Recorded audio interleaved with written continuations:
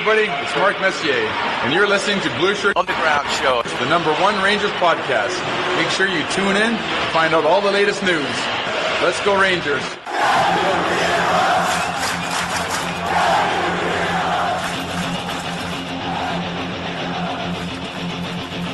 Blueshirt Underground, motherfucker!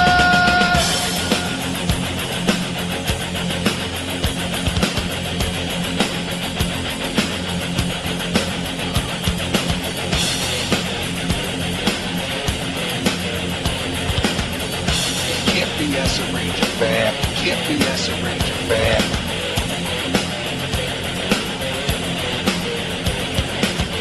This is an unlawful gathering. This is an unlawful gathering. The truth is out there. The truth is out there. This is the underground. This is new media. This is the underground. This is new media. Ranger fans, report to the critical thinking hangar. Ranger fans, report to the critical thinking hangar. And now here is the starting lineup for the New York Rangers. And now here is the starting lineup for the New York Rangers. This is New York Rangers hockey. This is New York Rangers hockey. This is New York Rangers hockey. This is New York Rangers hockey. This is New York Rangers hockey. This is New York Rangers hockey. This is New York Rangers hockey. This is New York Rangers hockey. This is New York Rangers hockey. This is New York Rangers. Good evening, everybody, and welcome to the Blueshirt Underground Show. Today is Monday. It is October 28th, the year 2019. My name is Jim, and as always, I am joined on the other side of the window by the already shaking his head in negative fashion, Edward Fitzgerald Geik. Eddie, what's going on, sir? Welcome back. We are back from our bye week, the BSU bye week. Yeah. Ready to rock and roll. I was in Atlantic City and you were in Las Vegas, with Yes. the gambling capitals of North America.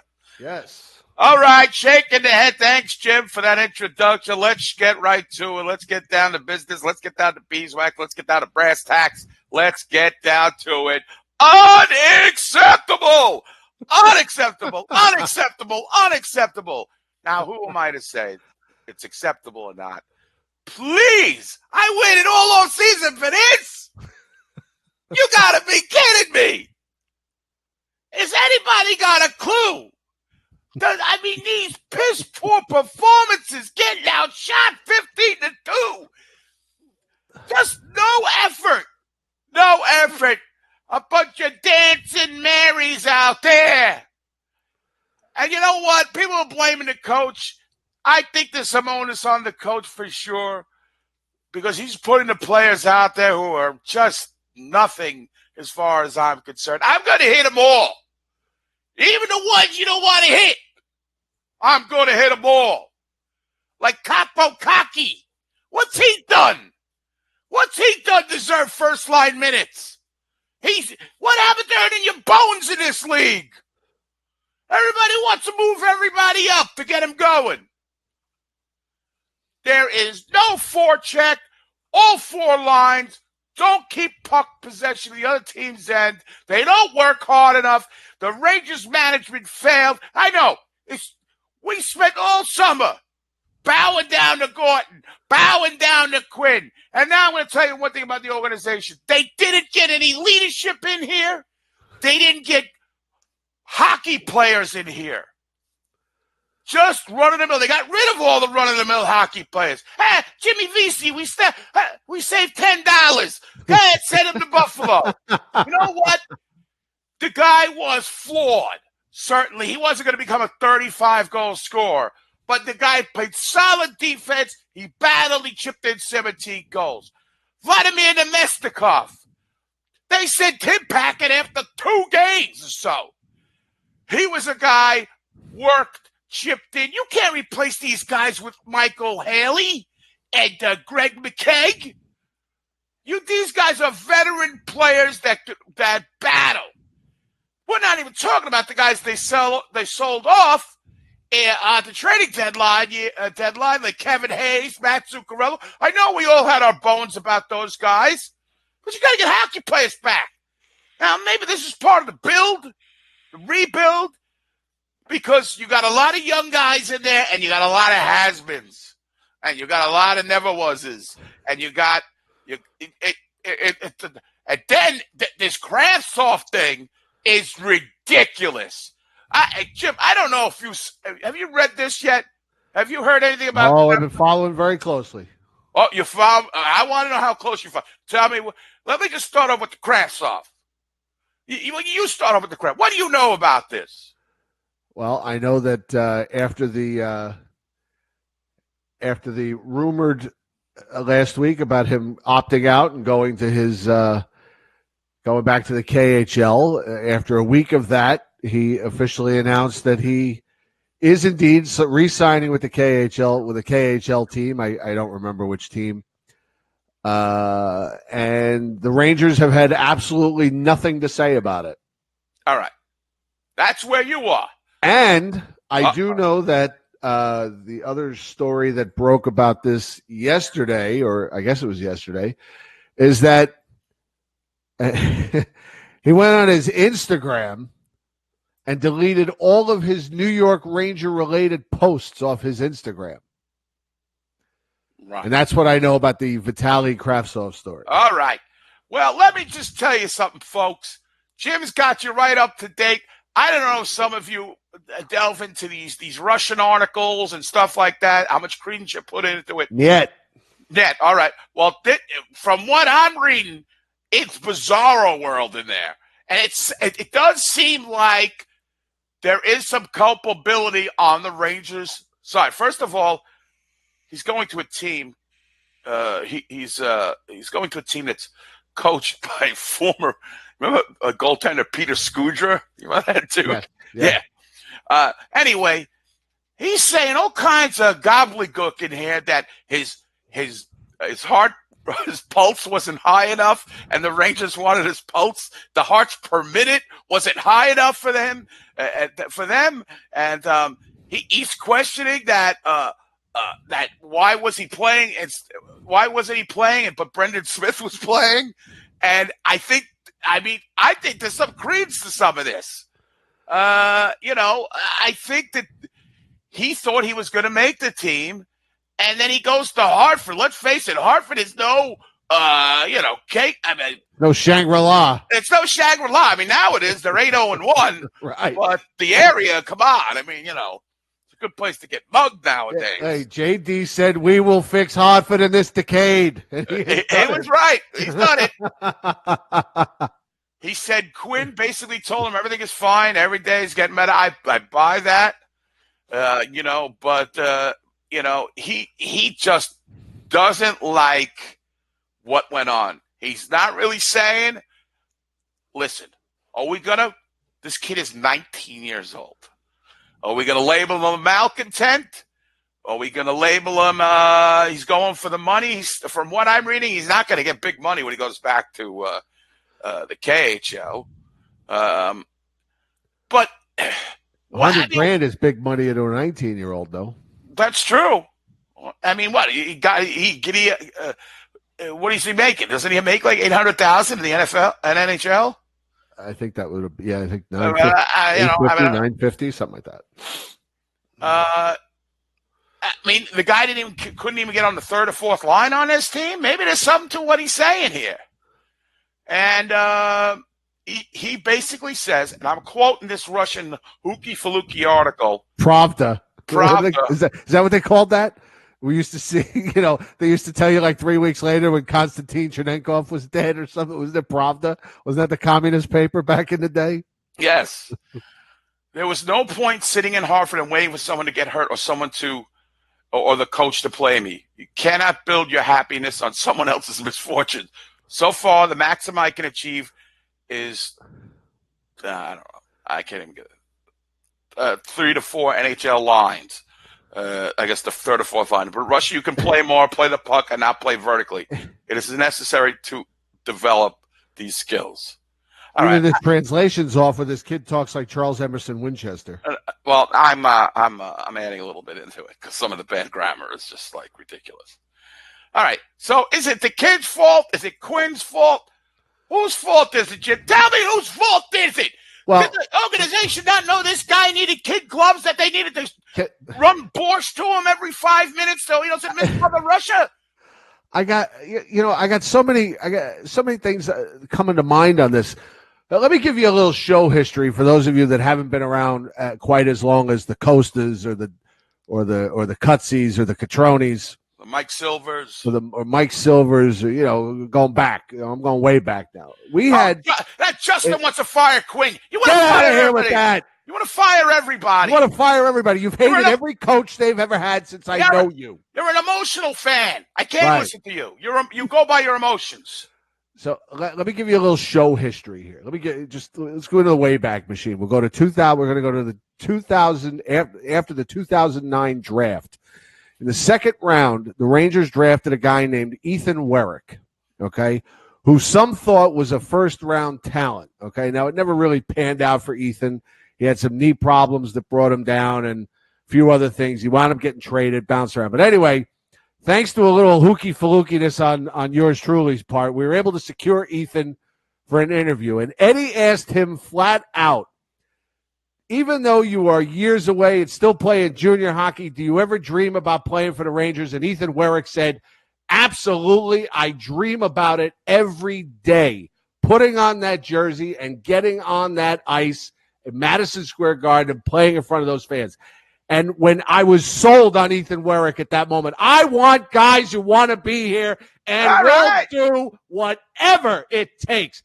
Vitaly Kravtsov should, if he had to disembowel Steven Vogel at one of those games that Vogel's stalking him out to get to the Rangers, then that's what I want. I don't want some guy who's going to delete his Instagram pictures because he's hurt like a little bitch in high school. They made me go to Hartford. I'm going to delete my pictures and sell my jersey on eBay. Whatever the Russian version of eBay is. Get out of here. I don't need you. I'll rebuild without you. Give me 10 Michael Haleys that want to be here, that want to put this jersey on. No. All right, maybe not 10 Michael Haleys. You know what I'm saying. I've had enough. I've seen enough mercenaries in my time. Guys that were just putting on this jersey. I want Ethan Wereks. I want guys that would kill, that would put their own mother through a wood chipper to get to Madison Square Garden and make me happy. I want guys that would skip their grandmother's funeral just to play for the Rangers so that I could come on this show and praise them. These are the guys I want, not some little bitch in study hall over in St. Petersburg, Russia, in Kazakhstan, deleting his Instagram. I'm taking down my pictures. Screw you. He's 19 years old. What do you want? You're saying he's not like he's in high school. He's practically at high school. That's one of my thoughts. I also think that these kids get probably, especially these Russian kids, got a lot of people in their ear and they get a lot of bad advice. And I have a feeling that that's a part of it. Why do you want to go to Hartford? You go to Mother Russia. You play in front of big crowds. Just don't get on the planes. Yeah. Sorry. Oh, too soon? No, that's fine with me. All right. So there's that part of it, but I'm hearing that he can play in the KHL and still come back this season, so maybe that happens. But another thing is, don't the Rangers have any kind of vetting process on these kids? That no, if I'm going to spend a 9th pick overall on a kid, I want to make sure that this kid's willing. You know, when you pick in the top 10, you want a kid that's going to be on the team. You don't want a 5-year project. You want a kid that's going to be on Broadway in a year or two tops when you pick top 10. Don't they vet these kids? Don't they sit these kids down and say, look, here is the plan if we draft you. This is what might happen. You may have to spend some time in this shithole in Connecticut, staying at a Motel 6, eating Waffle House, riding a bus to Springfield and Utica before you get to live in the absolute lap of luxury that is the New York Rangers franchise. don't they talk to these kids just a little? They dropped the ball on this so badly. First of all, their organization has unlimited resources. This isn't the Islanders. This isn't Ottawa. I mean, this is a team that's got more money than the world needs. Right. And they can't get like some whores from Stanford to spend nights with him. They can't have somebody hold his hand, take him to the games, have a Russian buddy come in, talk Russian, and hold his hand, or a coach. Assign a fucking coach to this guy and just be like, listen, this is what we got to do, and we'll get back to New York. Nothing. They send this kid along with pack your bags, get on the bus, and then you're in Hartford. Right. Goodbye. And here this kid thought he was going to be on the Rangers, and I think he felt like he played decently enough to make the team, comparably to some of these other bozos we're playing, and that he deserved something. Now, I have a little fault with that. I don't like putting rookies on the first line. Now, listen, Kakko, he played against men. He's in Sweden. He's playing against men. He's got the size. Certainly. I'm not giving on Kakko, but I haven't seen anything from this guy other than that one goal, and I really thought Phillipe Eagle looked better in his first 10 games last year than Kakko's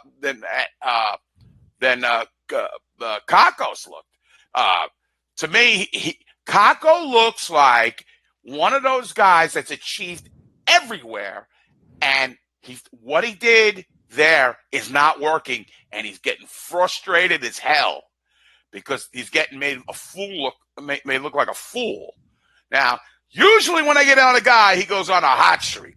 So let's hope that comes true.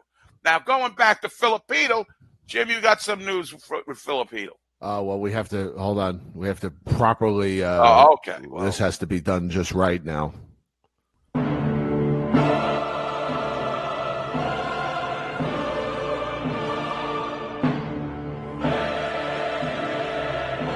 Ladies and gentlemen, the Rangers have announced that they have recalled Phillipe, our savior Eagle, and Ryan Lindgren from the Hartford Wolfpack. And they will be in the lineup, from what I understand, tomorrow night. Who'd they send down? No one, from what I've heard. Now, to everyone, all these people that think that Phillipe Eagle is going to come here and save this team, that he is the answer. Who was the answer? Was that Allen Iverson? Was that his nickname, the answer? Allen Iverson? Phillipe Eagle is now the answer. I wish I could go back to last year. I wish I had the kind of time to go back to last year and find all the people that called him a bust. So what a waste of a pick. What a bust. And now all of a sudden he's going to save us. He's going to save us. Now, am I glad he's coming back? Absolutely. I was surprised he was sent to Hartford in the beginning, but I do not think he is a savior. I just think he's a good player. He's a young player. I want to see the young players here, so I am glad he's coming back. Ryan Lindgren is a guy I like a lot. I'm really glad he's coming back. I can't wait to see whose place he takes in the lineup, unless it's Libor Hayek, who might be Libor Hayek, whose biggest crime now is running into the grand, high, exalted, mystic Swedish goaltender. And we're going to talk about that in a little while. Whoa! Got that loaded in the chamber, too. Well, let me just go. But why did Phillipe Eagle get sent down in the first place? He had a year under his belt. I know they were questioning whether the center, the left wing, blah, blah, blah, blah. You know what? The guys they put to replace him suck. Well, let me ask a quick question, because I honestly I don't remember. Do you remember him playing a lot of center with the Rangers last year? Because I don't. No. And then the second part of my question is, has he been playing center exclusively in Hartford?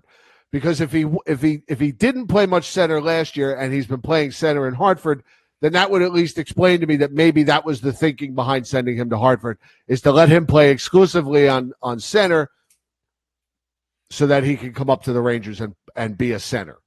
Well, but I don't know the answer to that. I am so physically trained not to follow Hartford because I don't want to get more discouraged as a Ranger fan than I need to. That I haven't been following them since their 8-01. The road to the victory to the Calder Trophy.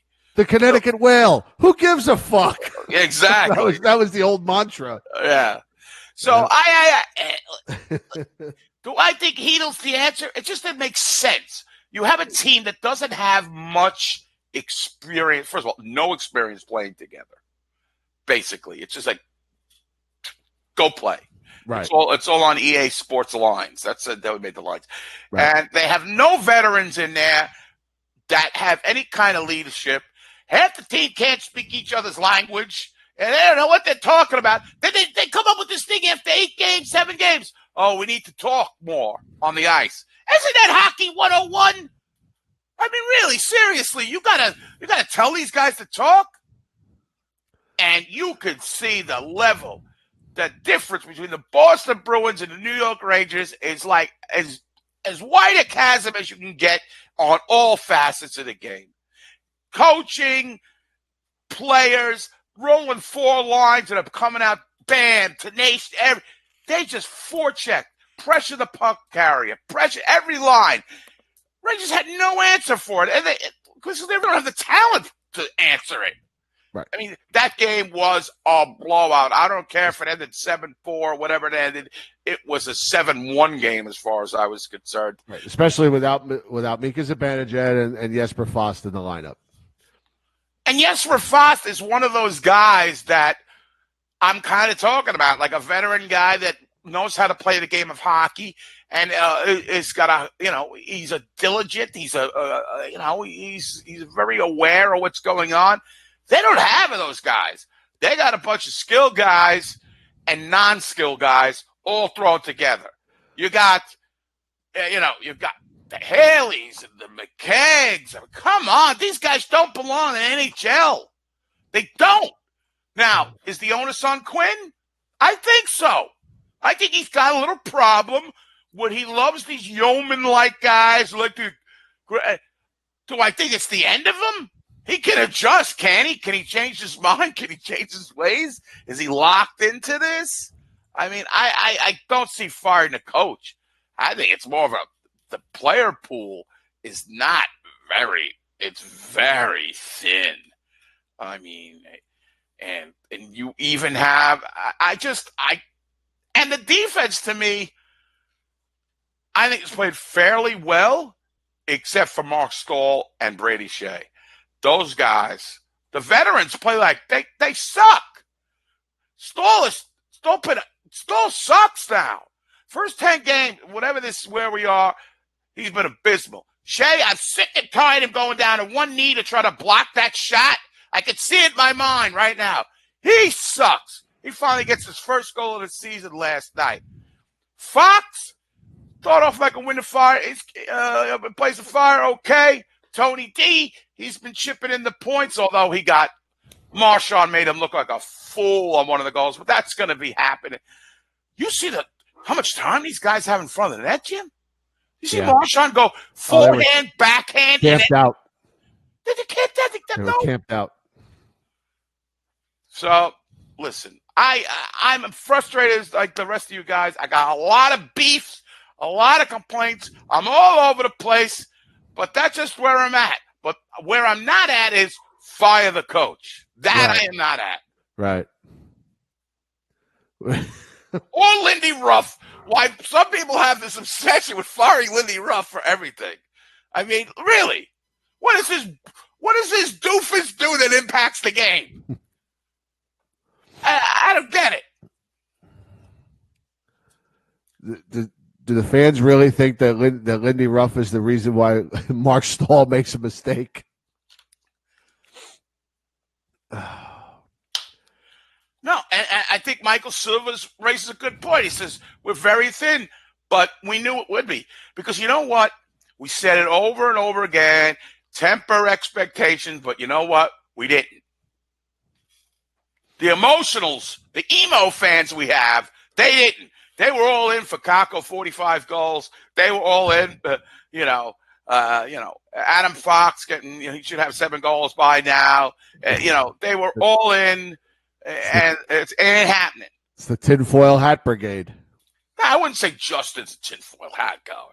I just say, like, some of us just wear. I've said this several times on this show, and as emotional as I am now, when I was younger, I used to flip out like everything. Now I just flip out on the show, and I get it all over and release, and I vent, and then I'm okay. All right, so you're all over the place. I'm not even sure where to go from there. Why did Bookaboom? Because they probably, that stupid son of his, Brock Bookaboom, they gave him a shot, and the guy sucked because Sather was all about fucking, nepotism. He gave Brock Bookaboom a tryout. The kid sucked, and then Jeff probably left in a huff. I love Jeff Bookaboom, but personality, man, he isn't. I've met the man. All right. Is that the defensive? Bookaboom had fucking Ryan McDonough and Dan Girardi. Look at the clowns with them. Other than Trouba, you got a lot of unproven quantities other than him and Stahl. By the way, I heard Dan Girardi's going to be honored at the Garden tomorrow night. He should be. He was a warrior. Absolutely. I mentioned he has his own podcast. He does. I saw that yesterday. I'm going to try and figure out how to contact him. Yeah, we could cross-pollinate podcasts. I'd like to talk to Dan. Right. I first would congratulate him and then say, ask him, how many years do you think John Tortorella took off your career? Right. If you didn't play for John Tortorella, could you have played until you're 45? Yes. That'll be the first question. All right. I'm a little out of breath from my tirade here, so. All right, so let's get back to. Well, I want to read you something. This is what David Quinn had to say last night after the game, and as you can imagine, the tinfoil hat brigade just went absolutely nuts about this. And quite frankly, I don't get it. I don't know if I'm missing something here, but they went absolutely crazy over it. I'm going to read this. Mike Silvers was in the conversation on the New York Rangers Facebook page. He infiltrated. Well, he likes to go in there and just and kind of be a voice of reason, so to speak. He and I told him today he makes too much sense for that group. But here's what Quinn said. I think part of being a professional athlete is handling adversity and understanding consistent battle level gives you a chance to have success. And I just think we have guys that don't fully understand that. They think the game should be played a different way, and it should be a skill game. Skill is certainly a huge component of this game, but if you have no battle, I don't care how skilled you are, you're not going to be productive.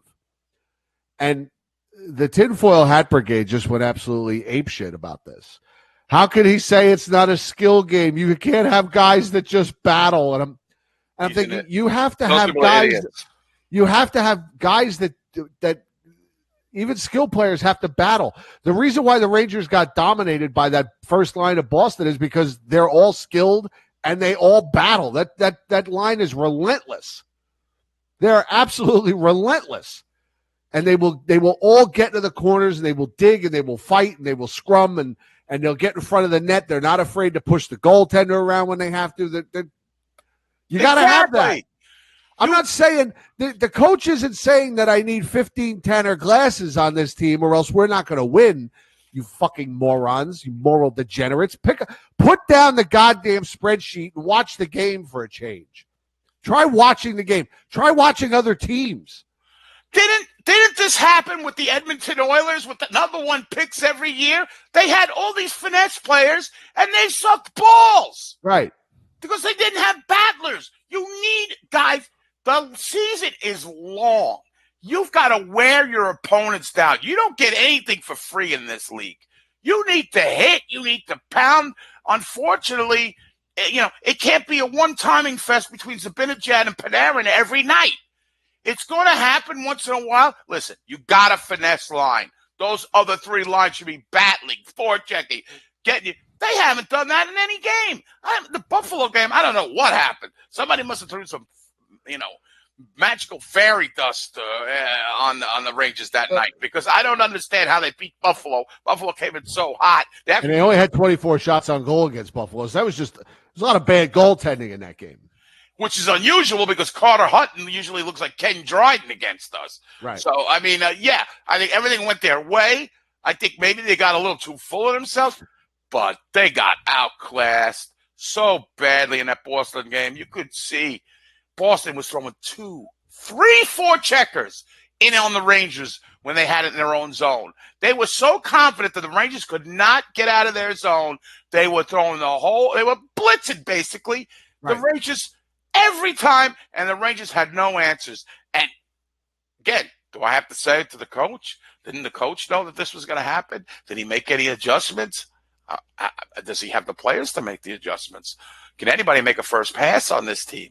I mean, it looked like a scrimmage to me. Most of that game looked like a scrimmage. Right. And they were up. They were up 1-0. And since Shampooey got run over there, and it's whether he got run over or pushed, whatever you think it was. After that, I felt like they lost all. He was pushed. All interest. He was pushed by his own guy. It was just one of those. Do you want to get right into that? Yeah, let's go. Go do it. He got pushed. He gave up a goal that was not his fault, and he completely lost his composure. Completely. He went crazy on the referees, and that went on for a good 10, 15 minutes, going off on the referees every chance he could get. The Bruins knew they were under his skin. Marchand takes the penalty, and then the minute he stepped out of the penalty box, boom, he puts one right past Henrik Lundqvist. And that was it. It was 2-1, and the game was over. Because you just knew that the Bruins, they had Henrik right where they wanted him, and I'm sorry, I thought he embarrassed himself last night. The carrying on and throwing the fits and everything else, I thought he embarrassed himself last night. And he goes. The first time they come behind the net, and he goes out there and throws a shoulder check into somebody, and then the minute after he throws the shoulder check, he goes running back to the net. What courage! What courage, as my esteemed co-host would say. What courage! He went running. Got a special song just for you, Hank. Where is it? Turn that down a little bit. He goes running back into the net. Come on. That was a bitch move. If that was Cory Schneider that ever did that. Yeah. Run. Run, boy, run. If that was Cory Schneider or Carter Hart or Braden Holtby that did something like that, Ranger fans would have been all over him. That was a bitch move. I don't care how impolitically correct that is or unpolitical. That was a bitch move. Run, boy, run.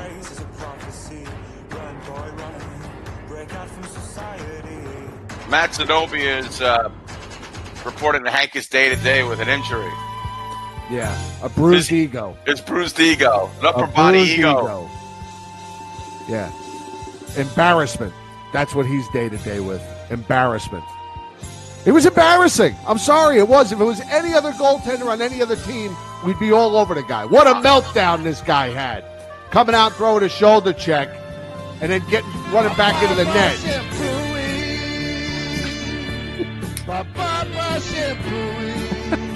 Ghost is going nuts.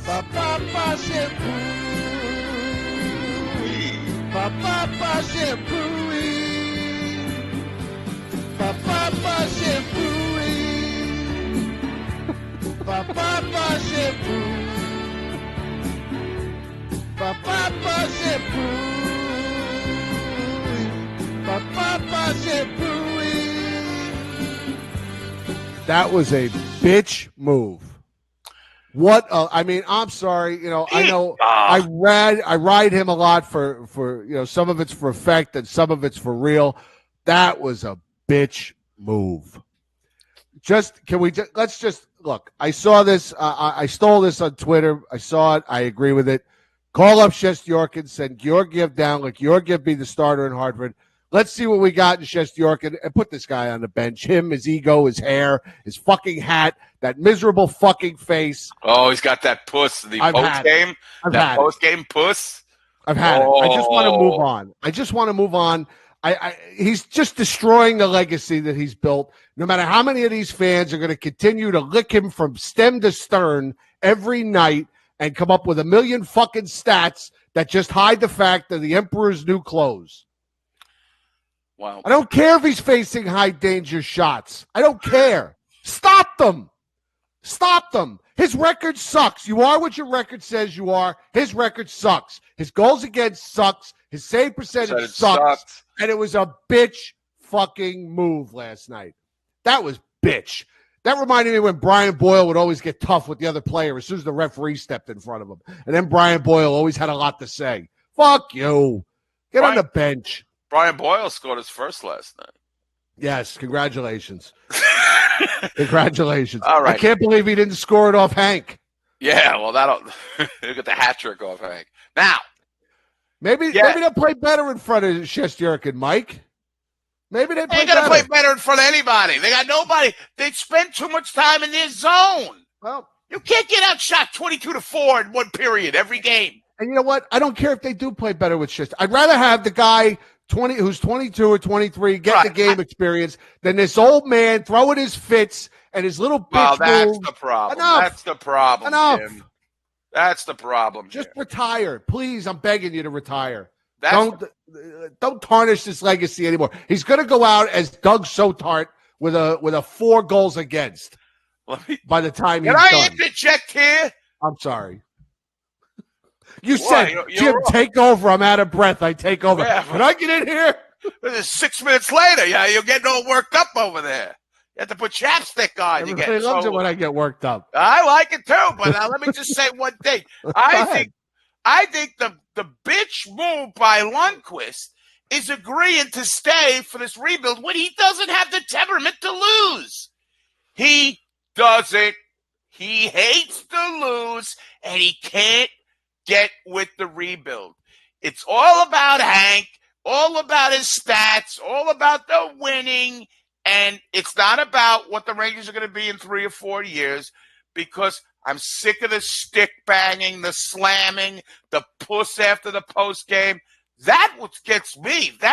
He should have said, listen, he should have been self-aware. I know that's a little bit of a joke, to know that, listen, it's going to be some bad days. It's not going to be Tom Rennie bad.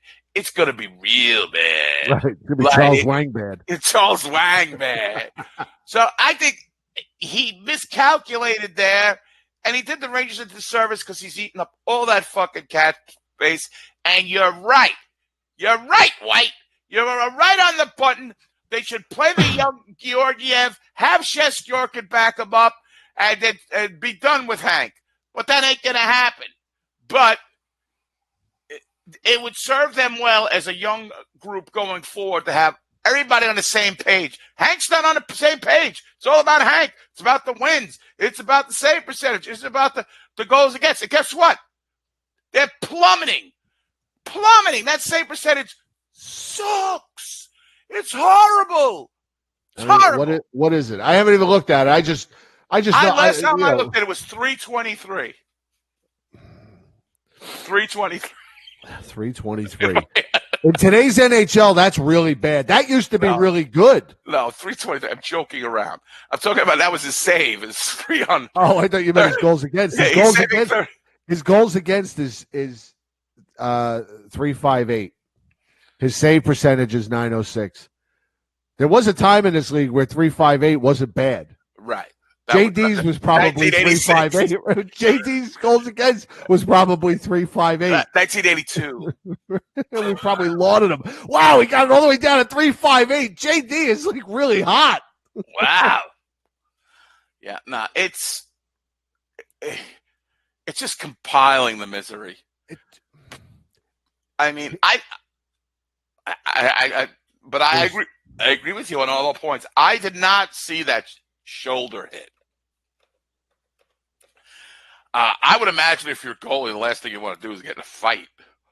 But if you say it was a bitch move, I'll take you by. I don't know. Anybody else see it? I'm sure Sean thinks it was a complete bitch move.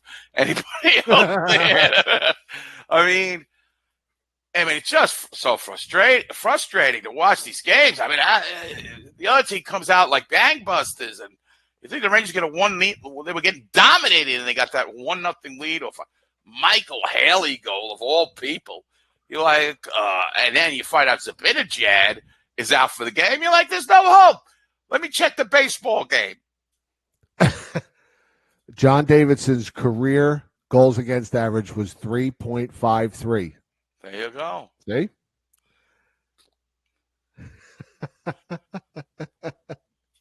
One of the most beloved players in Ranger history. He never won more than 22 games as a goaltender. I know. He had the one playoff run. That was it. That's it. But that's all it takes. That's all it takes. Wow. Come on. How long have Eddie and I said that to you guys? We say that on the show all the time. That's where you make your name for yourself. You do it in the playoffs. That's why JD is beloved, and that's why we hate Rick Nash. JD had a playoff run for the ages, and he will forever be beloved by this fan base, at least those of us old enough to remember. Same thing with Martin St. Louis. His mother died. He went on a tear in the playoffs. He's beloved. We think of him as a leadership example. Brad Richards, even to a certain extent. He produced in the playoffs for a little bit. Good acquisition. But you have to understand, the Rangers' history, we don't have anybody. I mean, who are we going to laud? I mean, I think we have like 6 Hall of Famers in the freaking I know we have more than that. But still, it's like the Jets. As soon as they roll out that Namath film, forget about it. Everything turns to shit. They were all about that the Jets, Patriots, I don't know. They were doing something, I don't know what it was I was watching, but they rolled out that Namath with the number 1. I knew it was all over. But just trying to draw a parallel between those two organizations. We don't really have a storied franchise, so, there's not a lot of great to choose from. So, Lundqvist he's got to realize what he looks like out there. I mean, doesn't he see that? Doesn't he know what he looks like, how it's projecting out to the public, the way he's acting? Well, why should he? Not when he's got millions of sycophants that will chant his name when he makes the most routines of saves now. I mean, to me, it's sad. This guy will give up a bad goal, and a minute later he makes a save that used to be fairly routine for him, and he's got 18,000 sycophants chanting his name, telling him how great he is. He doesn't see it. It's the Emperor's new clothes. Well, then the coach has got to fucking tell him. Somebody's got to have the couillons to sit the guy down and say, listen, you signed up for this. We came to you. You said you were on board. You can't be doing this. You can't be pouting and smirking and got that puss on. Every time I go to that Ranger YouTube channel, that's basically, I think, run by a Cutter who's got better production values than that stupid breaking Blueshirt or whatever that fucking show is. What is it called? Forever. It was better lighting. It's better lighting at Costa's house than they have on that. They don't even know when they're on. They're like standing there, and they got people walking through the shot. The maintenance guy walks through the shot. It's such a low-class thing. I got to watch that. I watch all this shit because I'm a stupid Ranger fan who can't get enough of misery watching this team. I got to watch the pregame, the postgame. Steve Valaket breaking it down for me, telling me about how many shots Henrik's given up from the slot this year. I mean, he's running out of ways to make Henrik look good. He's like, when the lights at the Empire State Building are red, white, and blue, Hank is 34-12. You got to stop. Yeah. Now, let me ask you this. Yes. Are you upset with Quinn in any way? You're allowed to be upset. We're allowed to be upset. We got to watch this garbage. I mean, No, I'm really not. I think if I have to think about it this long, then no. The answer is no. I mean, do I agree with everything he does? No, but I'm not a coach. I'm just a guy who does half of a video podcast. I just think I said this the other day in the group. I just tend to think that the guy who spends 18 hours a day with these players might know a little bit more than me that watches them every other day for 2.5 hours. Jim, and we're 12 games into the season. I just, last year we were throwing roses at this guy for winning 30 games. But it looks like we're going backwards. It does. Is that part of the rebuild? You know what I'm saying? Like we can't just acquire these draft picks and play them. That they have to develop. I mean, listen, I'm not giving. Don't take my criticism of Kakko that I think he's not going to pan out or anything. I'm just saying I'm reading in the media that Kakko is very frustrated. He's very, he just it's not working the way he thinks it should be working. So instead of like making him earn a spot, they put him up to the first line.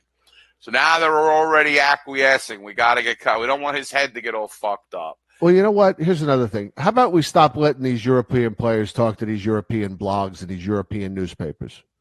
If you can, because these translations are bad.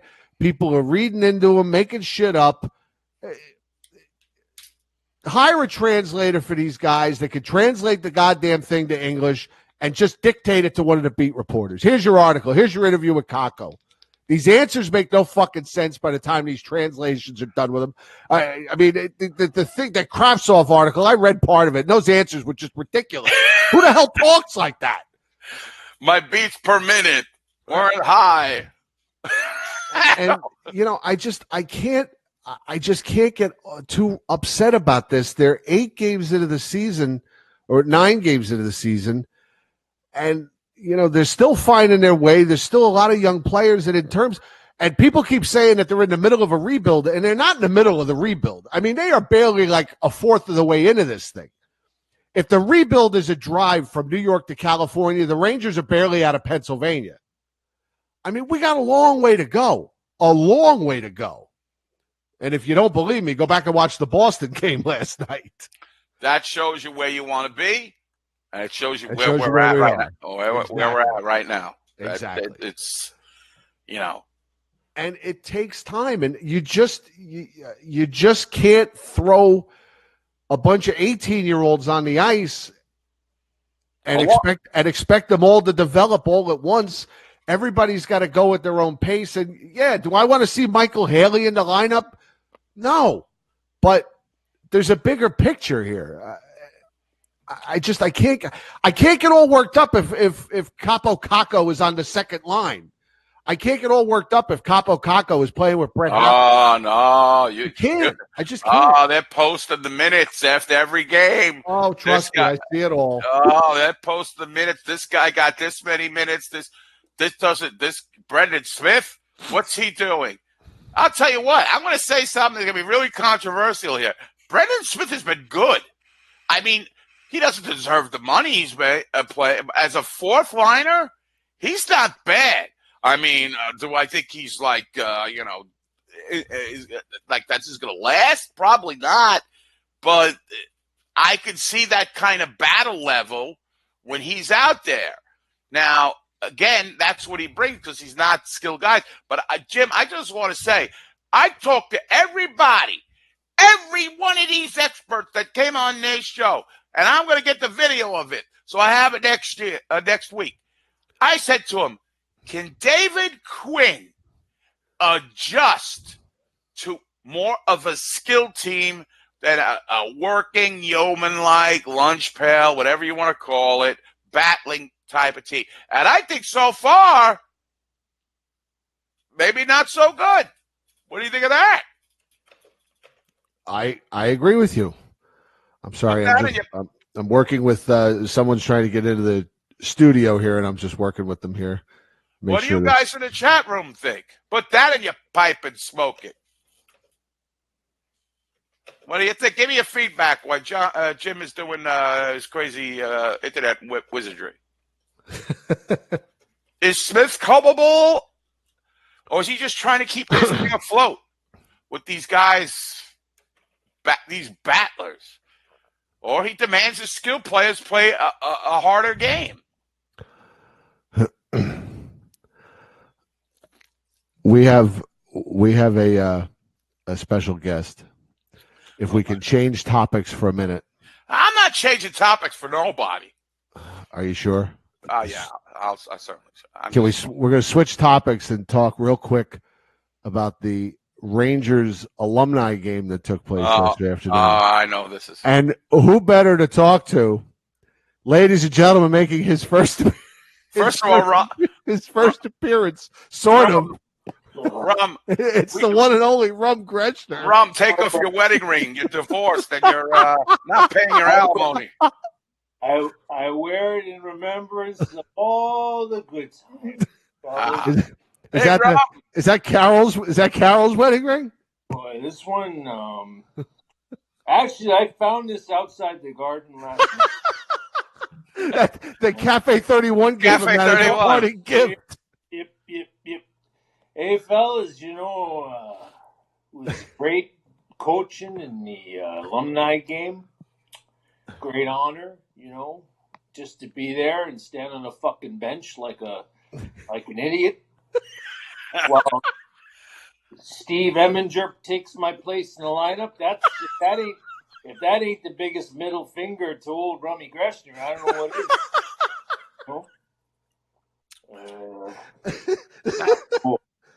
You mean that's an even bigger middle finger to Rum than giving your old number to a Mexican? I mean, hey, and then they gave it to a garlic eater on top of that.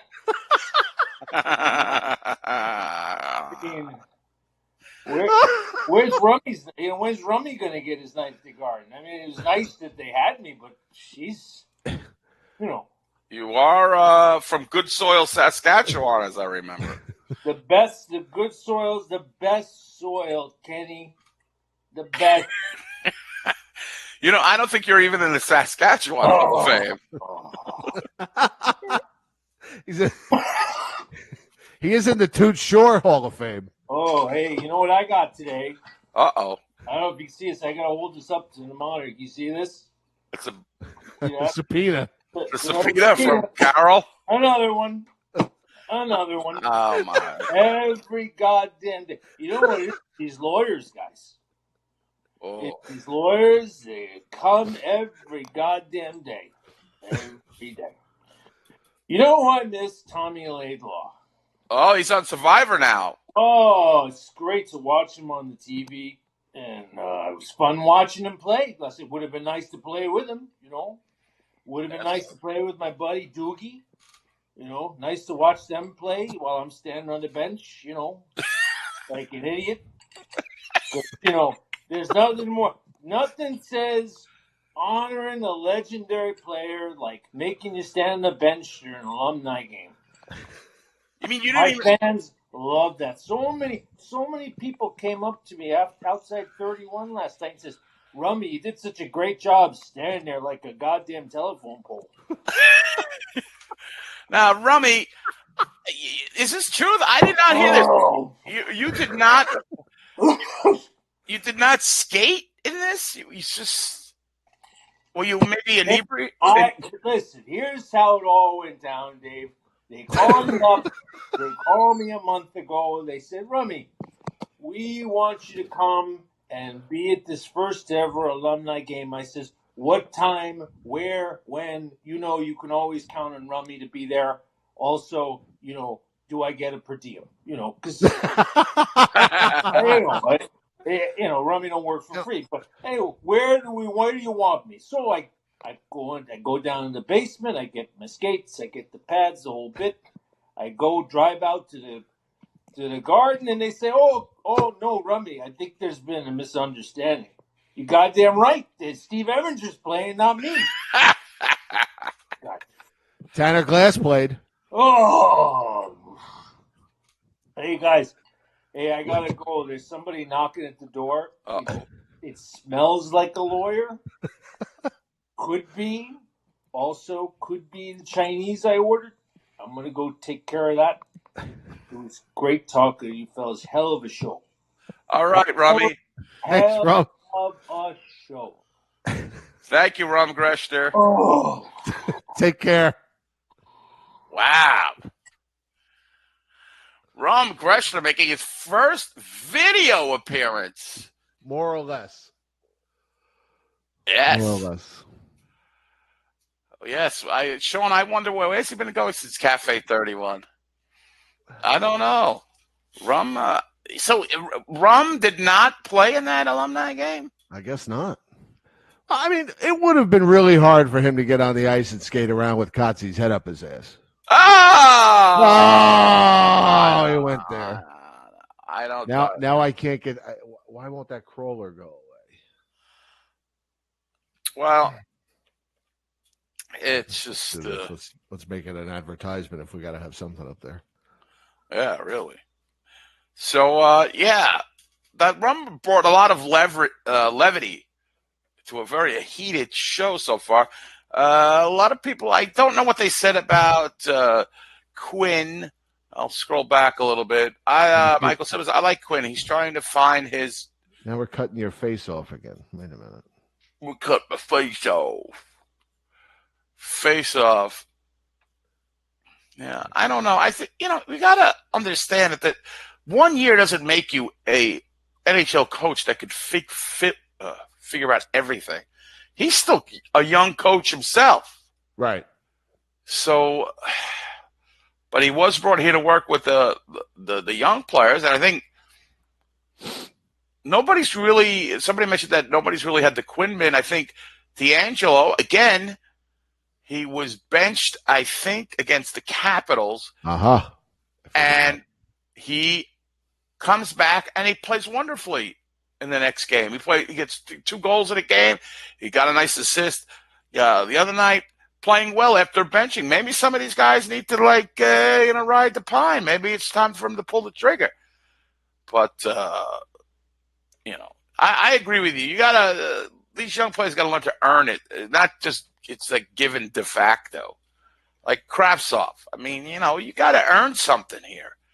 Just like, unless he was guaranteed something. That's the only thing I could think of. That's why he's got his panties in a bunch. That they said, you know what? You have a good preseason. You're going to have a spot on this team. Right. So I don't know. It's puzzling.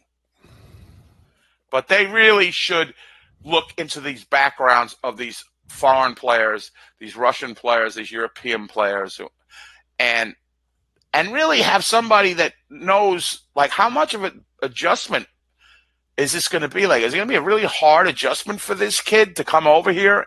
And listen, I don't know how I would feel if I played in Russia and I didn't understand shit, and I had to go to Siberia or whatever they had me playing in, and I had no Netflix. I don't know how I would react. I mean, I'm a red-blooded American man. You take me out of my culture, I might go berserkowitz too. At 19, what do you know at 19, Jim? Nothing. Nothing. You know nothing at 19 years old.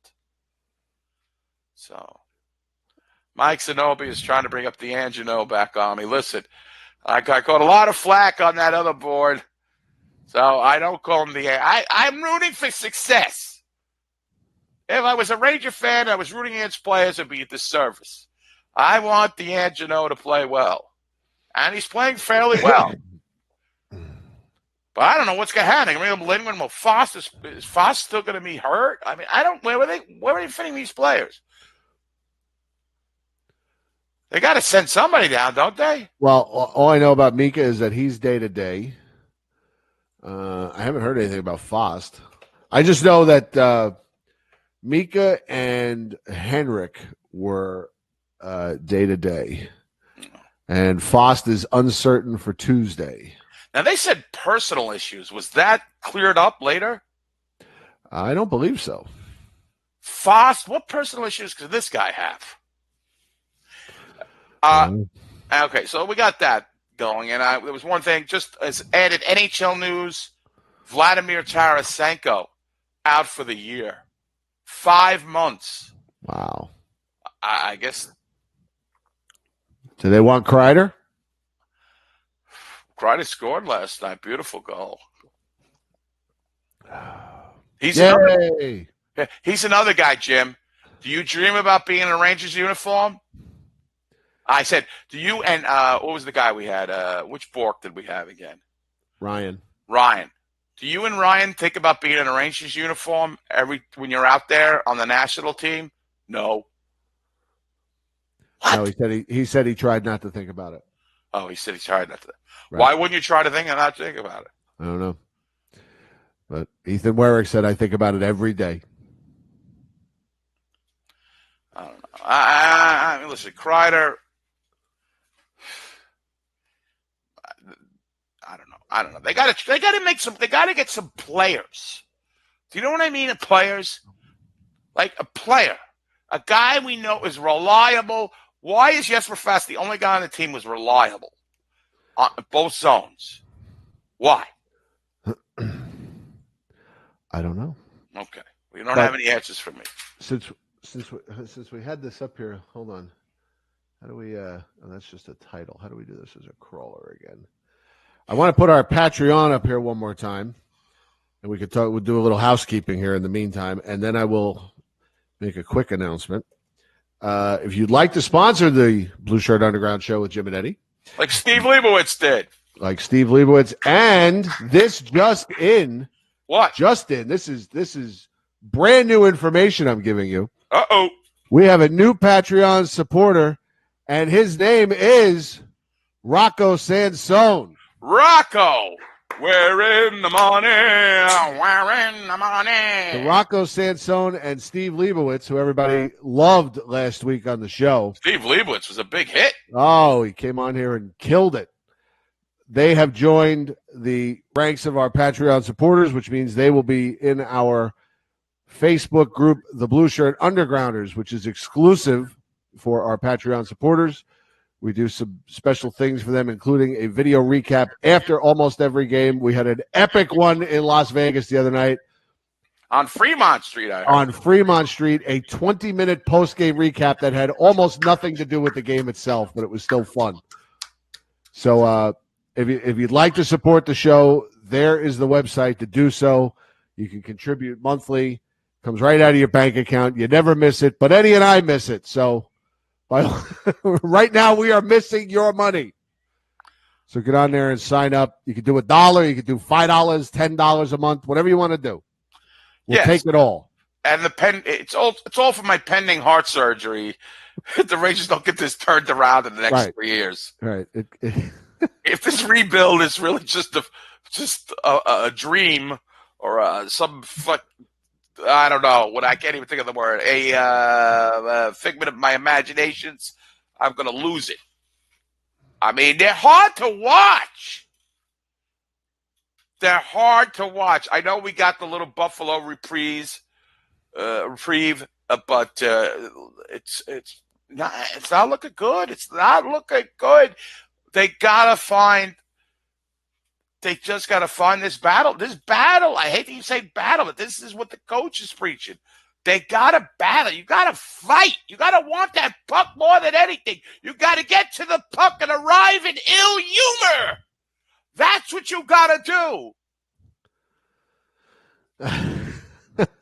do. Danielle Stewart just asked if it was Rum Greshner that sealed the Patreon deal. We should have Rum hold up a sign. Yeah. Since he doesn't want to be, he doesn't want the FaceTime. We should just have him hold up a Patreon sign. Well, he feels that the face recognition technology will catch up to him in his hidden bunker, and one of his ex-wives might claim all the money he owes to them. That rat bastard loser, deadbeat dad. Jen is here. She is watching at work. Unfortunately, she had to work till 9 tonight.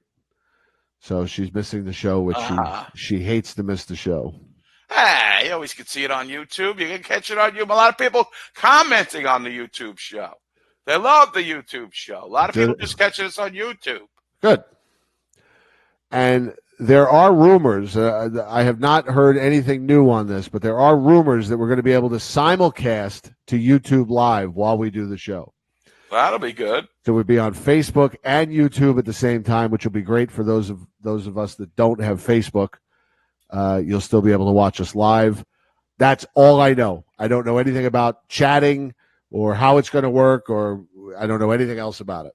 That's all I know is that is what they're working on, and hopefully it's coming soon. And once we get on YouTube Live, look out, baby. There's no stopping us. Next thing we'll be on Fox Sports 19. Yes. We'll be on the Ocho.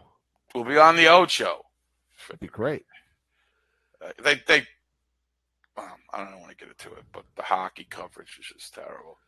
So, yeah, I mean, now this Mika thing, I hope it doesn't turn into a long-term thing, because that line, and I'll tell you, I'm going to give big props to Jacob Trouba, man. I did not know that this guy was as physical as he is, because at least 3 times he has stood up a guy straight up and just knocked him on his ass. And I haven't seen that since the aforementioned earlier in the broadcast, Jeff Bukaboom. Or if you want to go way, way, way, way back in the annals of Ranger time, Barry Beck. So, to me, I got no problems with the guys they acquired, the veterans they acquired. It just, I guess that the part of the rebuild is to bring in these players that fill a role and not just skill players. Right now, they have a lot of has-beens and guys really they've got a defenseman playing forward. They've got, again, Michael Haley, Greg McKegg, and whatever assortment of nitwits they come up with. It's a lot of guys that it's the sign of a team that's in transition, that is just trying to plug some holes. Right. But I find it, again, I said at the top of the broadcast, I don't think Vladimir Nemestikov or Jimmy Vesey are some world dominators, and they're great players. But they got rid of these guys for a song. I mean, they get rid of them for nothing. These guys could actually be filling those roles that you see Haley and McKegg play. Right. I mean, and Vlad's got like 4 goals, 4 assists with Ottawa, which is like – couldn't wait to get him out of town. Yeah, I mean, Ottawa sucks. I mean, they're worse than the Rangers. And Vesey isn't doing Are that they? well. Are they really? Ottawa's worse than the Rangers, yes. There are a few teams worse than the Rangers right now. Ottawa's one of them. Faux show.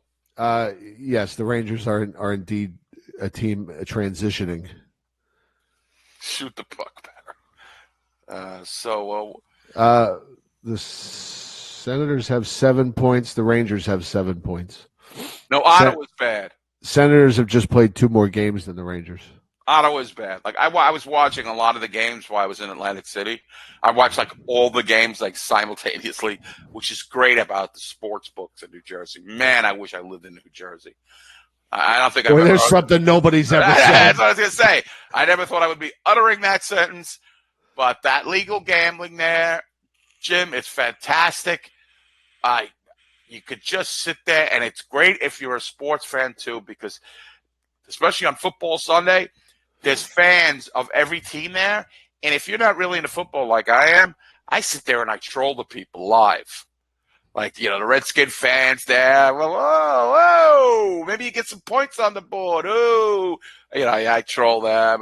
You know what? Not a politically correct helmet. Let me just tell you that right away. And I say it from the back, and then I duck. And then, you pull a Henrik? Oh, yeah. You throw your shoulder, and then you get the hell out of there. Yeah, I pull a bitch move. I'm all about the bitch move. I don't want to get beat up. You're a bitch troll. I'm a bitch troll. I don't want to get beat up. Behind a computer, I'll say anything. But, in person. No, it's a lot of fun. And they have some, like I say, there's some wonderful sports books, and there's some awful sports books. The best sports book to go to is at Bally's. That has a big room, free seating, because a lot of these people, they want to charge. Really? Yeah. They'll charge you, like at Borgata, they have a restaurant, but they charge you $75. You have to eat $75. You have to have $75 worth of food or drink or whatever have you. If you're a drinker, I guess you could drink $75, right. But you have to. Like that's to gain entrance, which is ludicrous. I'm not gonna. So that's a lot of money. I can understand there, because there's going to be that guy that just shows up and orders a couple of Pepsis and sits and watches 10 football games all day while he tracks his fantasy football. yeah, right, exactly. But you've been to the Hard Rock with me, where. Right, you were there, right? That's a nice sports book. Yeah, that's a nice sports book. And we sat there all day with our smuggled in booze and right. and drank That's all what day. John did at Bally's. John Hill walks in with 2 duffel bags, and I do mean duffel bags full of alcohol, and sits down in the middle of the Hard Rock and says, "Who wants what? Who wants what? What do you want? What do you want? What do you want?" And he's pouring drinks. It's the same thing at Bally's. We're drinking our own drinks. We're eating animal crackers and Cheez-Its, and they're not asking us to, sorry, you have to order from the bar. You have to. I was like, this is great, man. And the couches, the couches were comfortable. Like the seats were comfortable, and you had all the games. So I was watching all the hockey games, and I'm trying to assess all these teams. Are we worse than them? Are we worse than them? Are we worse than them? And I was watching Ottawa, and I was like, this team is bad. Like the Rangers. They'll you get the Buffalo win, who they beat? Dallas, I think. They got a couple. John Hill is actually here, so hello, John. And I'll tell you, all the casinos we were in this weekend, the nicest sports book that I saw was at the Red Rock Casino, which is actually it's over on the west side of Las Vegas. It's a big, huge casino. I don't know how old it is. Their sports book it's the biggest one I've ever seen. And they had a huge, like almost a Jumbotron in the middle of this thing. Really nice. They've got a bowling alley, a movie theater. It's completely self-contained. Like you could go there and stay there for a long weekend and never leave the place. All the restaurants you could think of, high-end food, and then they've got a food court with the cheap stuff. And really nice sports book. But like I said, if you're staying out there, you're going to be a half hour away from everything. Does it have a hotel in it? Oh, yeah. Big hotel. I would just stay at the hotel. And it's right across the street from the Vegas Golden Knights practice facility, which is unbelievable. We went in there, watched. They had a Can-Am Juniors kids tournament going on. We were watching. And they let you in for free. There was no security there. Nope, let us in for free. We had to run. We had to run of the joint. They have 2 rinks at this practice facility, and then in the middle on the second floor is a bar and restaurant. That the whole side of it is windows, so you can sit up there and watch either side. You can watch the Knights practice or watch the games. And according to Mike Harmon, all Vegas Golden Knights practices are open to the public and free. Wow. Yes. That's how you run an organization. I was very, very impressed at Las Vegas as a whole. Let me tell you, that is a hockey town. I never thought I'd say that, but that is a hockey town. The Knights are everywhere in that town. The players are everywhere. Billboards. Every car's got a Vegas Golden Knights sticker on it. Everybody's walking around in shirts. They're everywhere. They are very involved in the community. They have really, really embraced hockey. Huh, that's amazing. Jay Weinberg saying the Mirage Sportsbook is pretty good too. I have not been there, but I'm looking for. I've never seen that one. The New Jersey, because I'm not going. I mean, I go to Vegas, but I want the New Jersey. Why aren't they legalizing gambling in fucking New York? It's stupid. Anyway. So enough with that nonsense. But that's I was just watching some other teams, and but the Rangers, they got a long way to go. Yeah, they're not in the middle of a rebuild. They're nowhere near the middle. A long way to go just to get to the middle. All right. So we have Costa and Cutsy both waiting to talk, and Costa. Let's talk to Costa first, but we have to talk to Cutsy, and you'll see why. Okay. But let's bring on Costa first because he's been here. He was here first. Hello. What's up, Costa? Hello, gentlemen, boys. How are you? As the usual suspects. Don't call us boys. We're men. When men were dinosaurs, you heard? What's up? What's going on? What's up? Come on, vent. Vent. All right. Didn't I tell you people about when we signed Panarin and we signed Fruba, the expectations were going to be a little bit high. I did say that. You did say that. Now just sitting. Now all I say is, I told you so. I told you so. 9 games. It's 9 games. You also told me it wasn't going to be worth the money for Panarin and Drew, but meanwhile they've been stellar. Yeah, I agree. Fruba, they've been great, but why is everybody have their panties in a bunch? For what? Why? Because this fan base is over panicked and under medicated. Yeah, that's true. Yeah. Listen, I agree with you to some degree. I said at the beginning of the show, everybody's, we got to temper expectations, but I don't think that happened. In our minds, they had Kakko at 40 goals, 30 goals. I don't even know what I predicted him to have. I probably had him in the high 20s. So, I'm not saying he's not going to get that. He hasn't looked dominating at all. And this team is essentially made up of guys who never played together. I mean, they have no chemistry and they have no leadership. The leader is by de facto is Hank. You see him imploding. Oh, God. Don't get me fucking started. I want to get you started. That makes good show. What did I tell you what this fucking guy is? What is he? He's a fucking diva. Diva. That's the problem. It's not that he sucks. It's not that he's over the fucking hill. He's a fucking diva. Who's a bigger diva, Christina Aguilera or Hank? Jim? Aguilera, because he's a woman and a fucking attention whore. Look at me. He's a man. He's a man and he's an attention whore. What's the difference? He's a man and he's an attention whore. The guy never met a camera he doesn't like. Yeah, good point. Who's a bigger diva, Hank or Diana Ross? Diana Ross. Or Cher. Or who's that chick from Canada that sings? So it looks like a skeleton. Celine Dion. Celine Dion. That should be a new poll question. Who's a bigger diva? No, I agree with you. I just his mistake. If he wasn't such a fucking diva, people would just say, I mean, he's getting up there in age. He doesn't have the horses to win, and we go about our business. But the guy's a fucking diva. He looked again. But he's not recognized as a diva by the pedestrian Ranger fan. We're the ones calling him a diva because we see how he's acting. They don't know. They like Jim said, the Rangers are doing a disservice. They feel that the Rangers are to blame for Hank. Because they call he's being coddled. I mean, he just doesn't have the demeanor to lose. Now, not even more so now.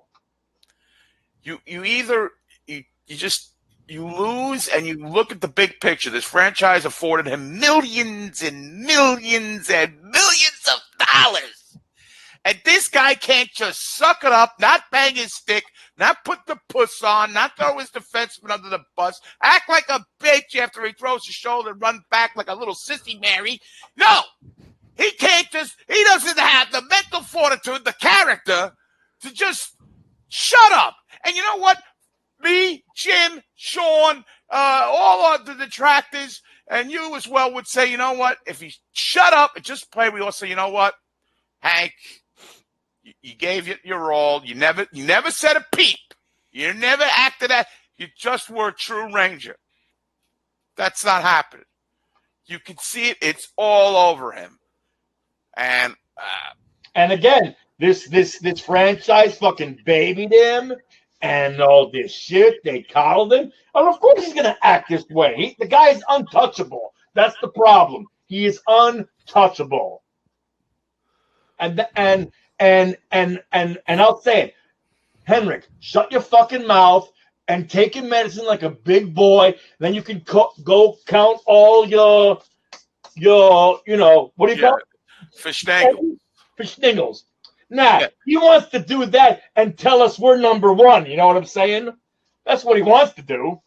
But he can't, but, It's just, and it's not just Henrik, but it is Henrik when you're looking for leadership on this team, and that's the guy they're looking for. They're looking to. And plus, nobody can speak the same language on this team. Let's get some Doesn't Kreider know 5 different languages? The guy can't score, for Christ's sakes. You might as well at least help in the language department. All right, I'm gonna serious question, very serious question. All right. What, that wasn't serious?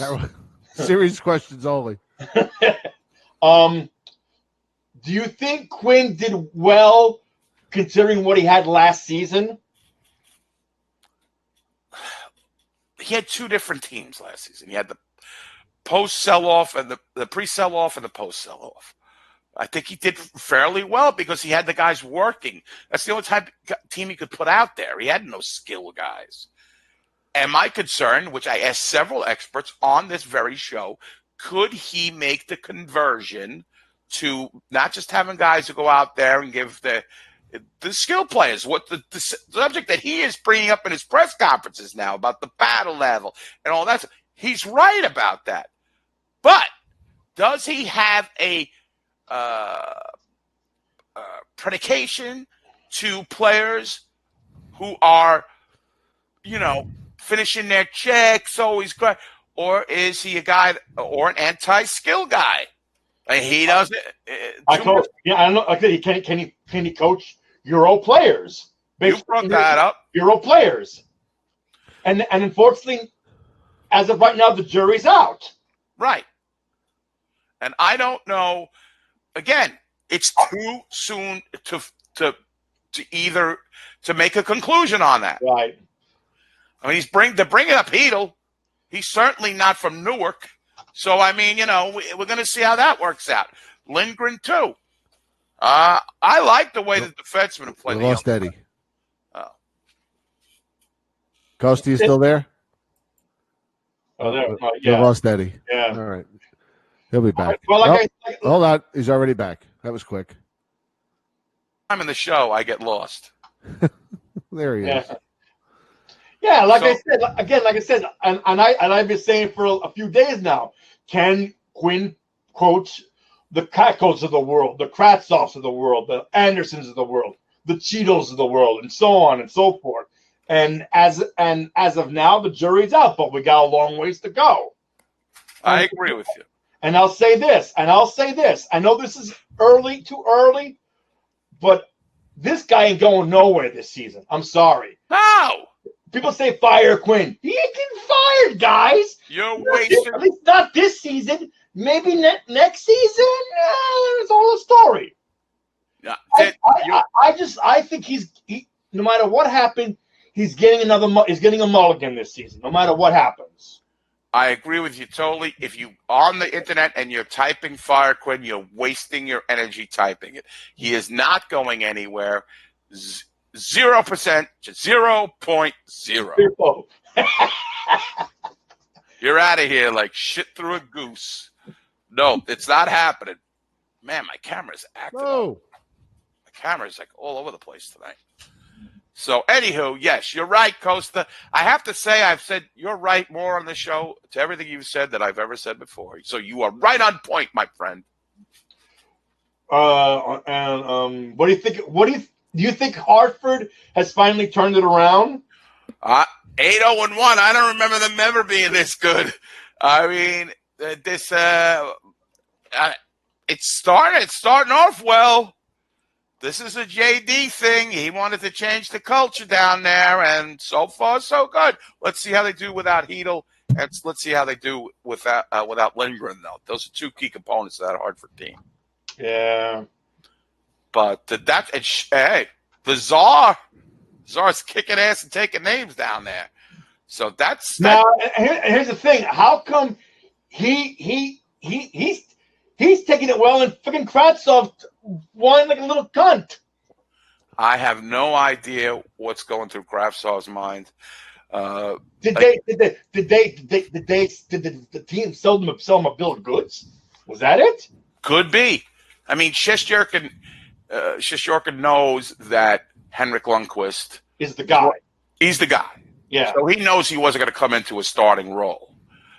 He's certainly aware of Georgiev and this and that. So I think his expectations may have been a little bit lower, where Kravtsov figures, hey, Michael Haley's playing instead of me. You know, Brendan Smith's playing ahead of me. Right. Nuts. Yeah, and I don't think Kravtsov had a bad preseason. And we all thought that he was going to break camp with the Rangers. It was surprised when he got sent down. So a surprise. And I think they also didn't even play him in Hartford.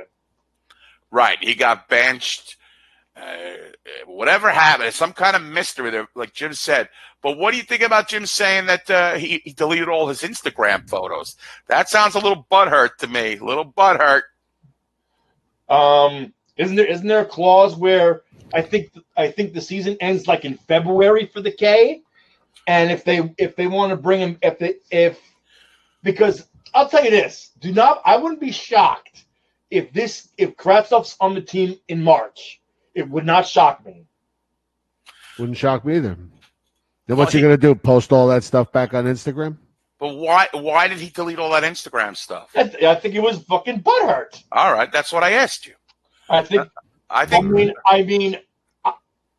Again, do you honestly think another team is going to put up with that? Is going to see that and like, I'm not going to put this fucking guy on my team. This fucking malcontent. Get the fuck out of here. He could wind up like these guys, like Radulov, and a couple. He might be like an Alexander Semin, where he's just a fake. He's a skilled player, but he doesn't have the. He don't get the North American thing. He don't get it. Exactly. You know he's. Who's that guy on fuck for in is he playing with the Jets or is he still fucking in Europe? That guy Kristen whatever the fuck his last name. Kristen McGillicuddy?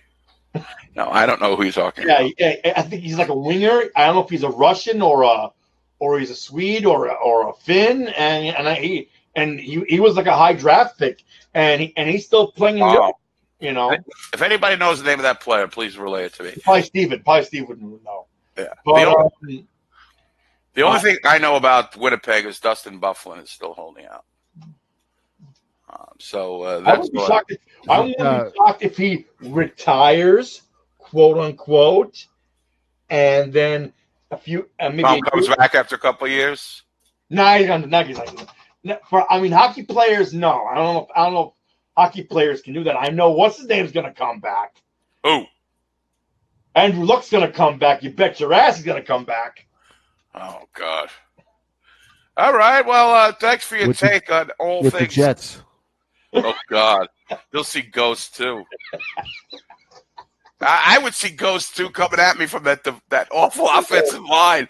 I think me and Costa could block better. You and Jim. All three of us. We could offer better pass protection for Sam Darnold than the Jets do. All right. Until next time. Yes, toodles. Bye. Ciao. All right. Before I bring Cutsy in, I have a Sam clip for you, brand new. Mario Morgado's here. Just want to say that. Hi, Mario. Isn't Patrick Riney's playing? He's not over in Europe. No, he's playing. Yeah. All right. This is from the other night. Listen to this one. Rangers with Fox, D'Angelo, Strome, Lemieux, Kako. And Kako. Thank you, Joe. Oh, my God. Highest draft pick they've ever had in Sam's lifetime, and he can't remember his name. He ruins it. I mean, he ruins everything, but he also provides us with comedy. Right. Yeah. One more time for you. Rangers with Fox, D'Angelo, Strome, Lemieux, Kako. And Kako. Thank you, Joe. Thank you to Colin Cook, as always, for putting that together for us.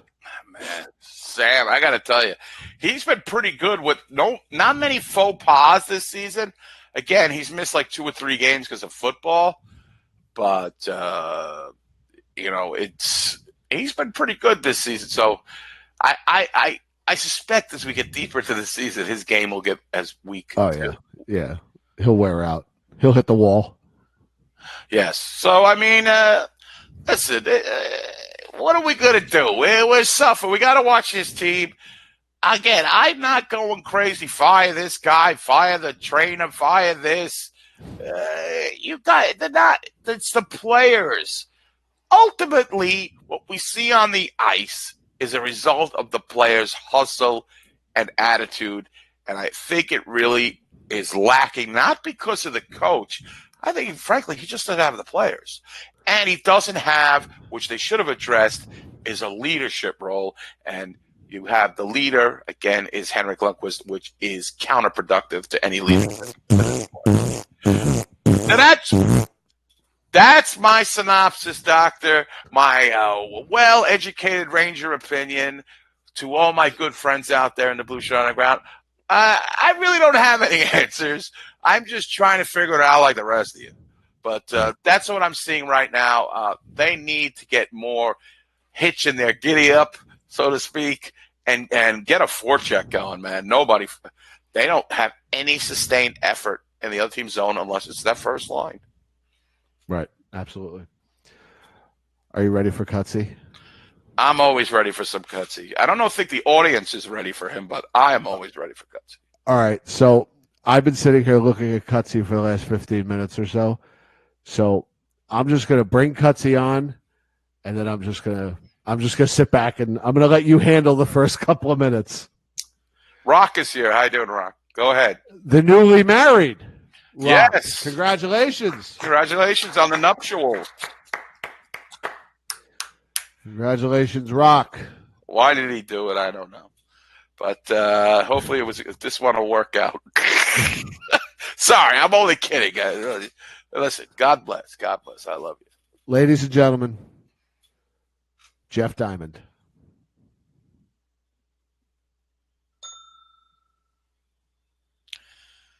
Wait a minute. Are you in blackface? Who the hell is this Carter? What the fuck is this? It's who the fuck is this? You address me as who the fuck is this? Okay, well, sir, who fuck is this? My name is Hildebrand. What do you have to say to us? What kind of wisdom do you have to impart? I have sent Cutter on some errands, and he has asked me to do some Ranger trivia. All right, well, this is well thought out. All right, yeah, let's go ahead. Let's give us some trivia, Mr. What the fuck is this? Well, I'm Hildebrand. What's your name? Hildebrand. Hildebrand? Yes. What the fuck are you doing? You dare question my name? Yes! What are you doing? Can you just please leave the comedy to us? Don't invent bits. Please. This is terrible. I like this. This is terrible. First of all, you're in fucking blackface. Are you gonna sing hello Mammy? there. Hello there. Hello there. Hello there. Mammy. Oh, Mammy, let me give you some Ranger trivia, Mammy. Holy mackerel. Oh, he looks better that way. Holy mackerel, Kingfish. Oh, now he looks better. You hurt my skin color. All right, let's not get into this. Let's get to the trivia. Hildebrand. Is that your name, Hildebrand? Thank you. Yes, it is. All right, you should change the brand because that's bad. Right. All right, so let's go with the trivia. This is like the new Coke brand. Anyway, he His wants voice is interesting as well. He wants me to ask this question to you guys. Holy shit. The question has to do with something called a Stephen McDonald Extra Effort Award, and he wants me to see how many people you can name that won the title twice. How many people have won the? I can't. I'm sorry. I blew him up. Boom. I can't. I can't listen to the. Wow, but there's been 30 Stephen McDonald Award winners. He wants us to see who can name 28 and who can name 29. Take the fucking mask off and come back and do the goddamn trivia. What he wants to say? Now he's just sitting there staring at the screen with his mask on. I don't even know if he realizes I blew him up. Boom. In honor of John Newman procreating. Boom. Dismissed. He asked the question, who were the guys who won it twice? And Michael Silvers is right. I think it's Zook. Zook won it twice. Hank won it twice. Didn't he? I don't Pretty know. sure Hank won it twice. Adam Graves probably won it 6 times. I don't think it was around for Adam Graves, was it? Ryan Callahan won it twice. I don't know. He said 2 guys only. Bring Hildebrand back on. He's gone. He's gone. If he takes the mask off and comes back on as Cutter. Cutter is character enough. I don't need Cutter lapsing into another character. I like that he was evil. I have taken Cutter and I have chained him up. Right. Very scared. Yeah. Okay. I'm gonna read trivia. It's like Eric the Midget. It was certainly. It was certainly an experience. We'll get him. I'll get him that Wizard's cap. He's got to come on with something. Do his regular voice. That bit was bad. What was the name they came up with for him? Hairless Potter. It was. That was another. I think Chris Jonah came on another one with the Potter. Oh God, Hairless Potter. I don't know. Hildebrand. What does that have to do with anything? Oh, he's a puzzle. I thought you worked this out between you and I had no idea. I'm going to be perfectly honest with you. I completely forgot about him coming on and doing the trivia. I forgot he was going to do that, and I didn't even think of it. I just thought he was coming on with this mask because it's Halloween, and he just wanted to goof around. And then he comes, you missed me blowing you up. That was terrible. I don't want you doing characters. You're character enough.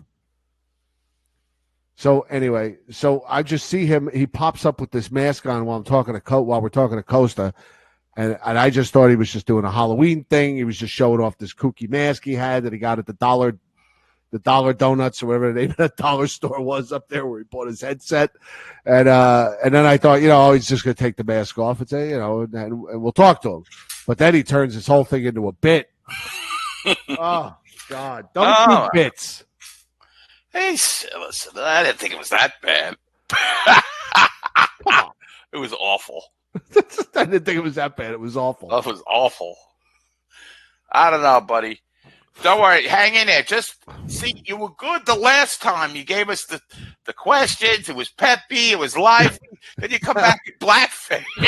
Right. Now, if he'd have said, hello there, I'm going to give you some Ranger trivia there now. Why don't you all just sit back while I pontificates upon the Rangers? Now, that would have been funny. It would have been extremely inappropriate, but it would have been funny. Exactly. Why don't you just sit there whilst I ruminates upon the Ranger history? Right. I mean, that would have been funny and, like you said, inappropriate. Right. But you come back with a whole shtick. The shtick was horrible, bro. And that's about all I have to say about that. I hope next week I don't have to adjust my camera 3,000 times. I won't have to fix this fucker. But that's all I got, Jim. After that, I don't think there's anything where we can go. Well, there's nowhere to go but up. November 23rd, folks. We're less than a month away. Viewing party at Slattery's. Oh, we're going back to Slattery's. Midtown Pub. 8 East 36th Street, New York City. Just a Jacob Trouba slap shot from Madison Square Garden. Come out and see us. The Rangers are taking on the Montreal Canadiens at the Bell Center. We will be hanging out at Slattery's, giving away stuff. We'll have raffles, lots of fun. We all have a ton of stuff to give away. We're going to have brand new Blueshirt Underground stuff to give away. You won't want to miss it. The Shotsky will be there. Oh, the Shotsky. Eddie's going to bring it. Tula Rula and his shillelagh. Yeah, it's going to be great. The shillelagh is going to be there. We're Blarney. We're going to kiss the Blarney. We're going to kiss the Blarney. We're going to raise Costa into the coat rack rafters More, yes, more shirtless Brady Shea pins. That would be a good idea if we could turn the coat rack into our rafters, and every viewing party will honor a name, like a famous, a BSU longtime listener. We'll put them up in the coat rack rafters. Right. Steve Leibowitz has asked, your spouses are allowed. Of course, kid friendly, spouses are allowed. It's free to get in, unlike those stupid forums and those live podcasts that those other shows do. Eddie and I will do a live show from Slattery's before we get it all started. You won't want to miss it. Come on out. It's our first of the season. Rangers taking on the Habs. It'll be a lot of fun. Nothing really wrong with my cam so much, Jeff. It's just the positioning has to be worked with. So, anyway, it's going to be a hootenanny. I already got some Ranger stuff. I got some autographed Brian Mullen, if that's any kind of enticement, pictures to give away to get there. We'll raffle those off. Everybody usually wins something. I mean, it's always everybody goes home with stuff. So, yeah, we give everything away. We don't save it or hoard it. Basically, what we do is we take the Patreon money, we buy a bunch of swag, and then we give it away. We raffle it off.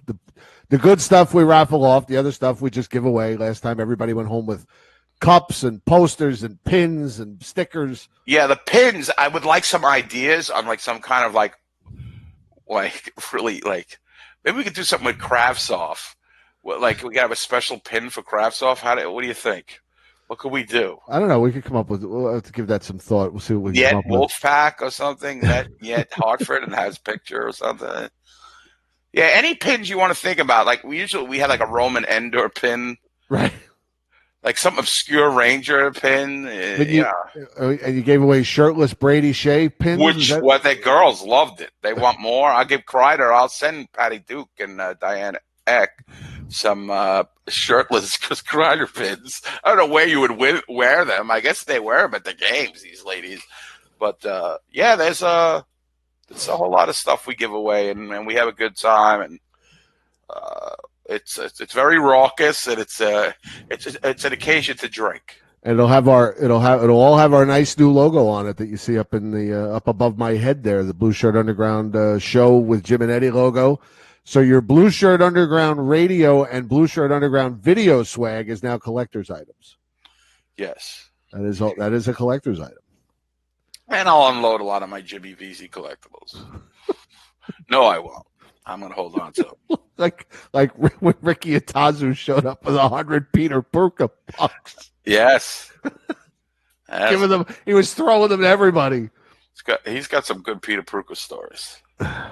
But, yes, he has a lot of good stories. Good storyteller. All right. Mike, we will talk to you next time, I promise. We'll bring you on next time. You look like you're half asleep anyway. Thank you, Rocco and Steven, and get on those Patreon things. Let's make this underground viewing party even more spectacular as we reinvest it back into the most important people that we know. You, the Blue Shirt Underground video fan.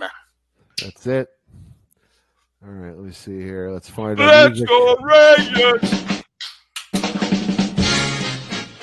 All right, that wraps up another edition. Thank you all so much for being here. This was a lot of fun.